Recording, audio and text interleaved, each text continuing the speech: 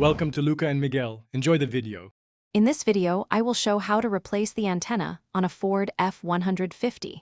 Begin by disconnecting the negative battery terminal to avoid any short. Remove the interior dash panel or sail cover to access the antenna nut, then carefully unscrew the antenna mast and unplug the coax connector. Keep track of small clips and gaskets and clean the mounting area before fitting the new assembly. Start by unscrewing the visible antenna mast from its base using a cloth to protect the finish. If the mast resists, apply penetrating oil and wait a few minutes before trying again.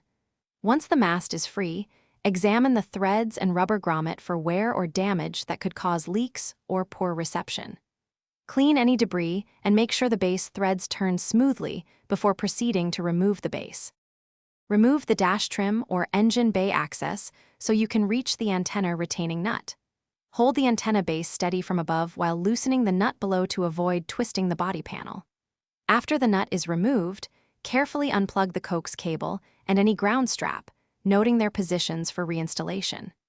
Clean the mounting hole and replace any old sealant or gaskets to ensure a watertight fit for the new base.